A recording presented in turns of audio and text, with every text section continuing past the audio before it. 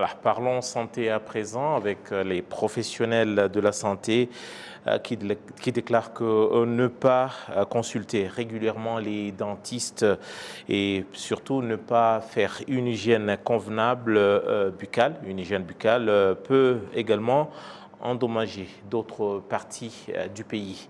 Les détails ici, on va les suivre dans cet élément. Personne qui consulte souvent les dentistes est constituée par celles qui souffrent d'une manière ou d'une autre, comme l'indique Dr José Ouamalia, dentiste à l'hôpital universitaire du Rwanda. Ça fait longtemps que je travaille dans ce domaine et la plupart des patients venaient à cause d'une quelconque douleur et des fois ils ne voulaient même pas en savoir plus. Ils voulaient juste qu'on retire les dents. S'il vous plaît, enlevez cette dent qui me fait mal, sans toutefois connaître en détail de quoi il s'agit. Mais au fur et à mesure que les gens ont été éduqués autour de l'hygiène dentaire, ils viennent même pour une simple consultation. Cependant, il y a des gens qui comprennent l'importance de se faire consulter pour connaître leur état de santé en termes d'hygiène dentaire. Les dents sont une partie de notre corps. Il est donc convenable d'en prendre soin comme le cas d'autres parties du corps. Le plus important est que tout un chacun puisse connaître l'état de santé et d'hygiène de ses dents et surtout prévenir que guérir. Toute maladie est relative. L'Organisation mondiale de la santé souligne que la mauvaise hygiène dentaire, la consommation d'aliments et de boissons contenant beaucoup de sucre, de la cigarette et de l'alcool sont parmi les causes des maladies dentaires. C'est au moment où les recherches du Centre biomédical du Rwanda montrent que plus de 50% des Rwandais ne font pas régulièrement les consultations des médecins dentistes. Merci Amandine Dikoumassa pour justement ce propos. Dans ces studios, nous sommes avec le docteur Dave Haguma. Il est chirurgien dentiste, implantomologue oral et surtout, il est à la tête d'une clinique, Seka Dental Clinic, ici au Rwanda. Mais je rappelle que vous avez exercé pendant plus de 30 ans au niveau donc, de votre carrière. Vous avez exercé en dehors du Rwanda, en Afrique également, en France, où vous avez fait plus de 30 ans, c'est ça? Tout à fait, tout à fait. Voilà. Bonjour. Bonjour et bienvenue dans notre édition. Docteur, les statistiques du Centre biomédical du Rwanda sont claires. Plus de 50% des Rwandais ne font pas régulièrement, ne consultent pas les dentistes pour ce qui est de l'hygiène buccale. Est-ce que déjà c'est alertant, c'est inquiétant? Je pense que c'est alertant, dans ce sens que d'ailleurs, je pense que 50%, c'est vraiment, on a rehaussé le pourcentage. Et je pense que beaucoup de gens ne consultent pas. Ils consultent quand ils ont mal, mais ils ne consultent pas question de prévention, parce que l'hygiène, c'est très important. Et souvent, les gens pensent que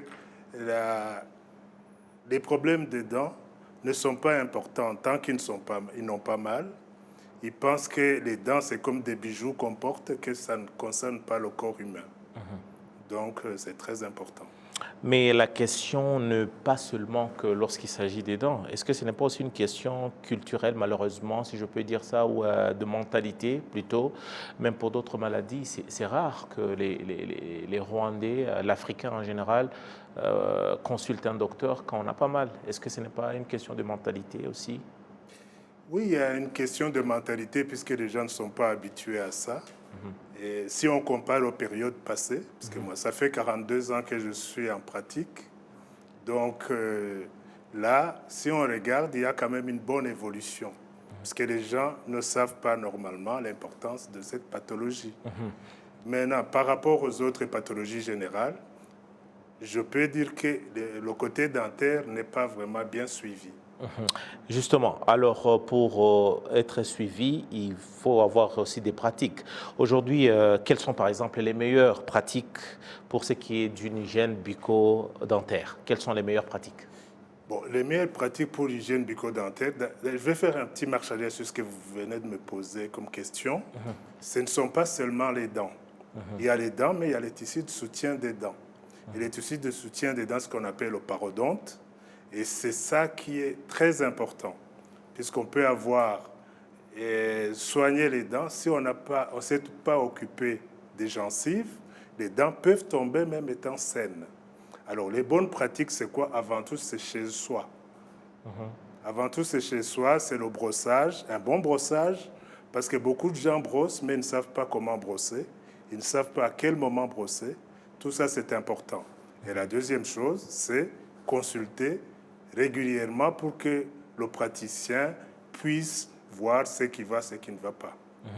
Est-ce que ça rentre dans la prévention? Justement, là, on veut savoir comment est-ce que une meilleure prévention est faite pour ce qui est justement des maladies bucco-dentaires.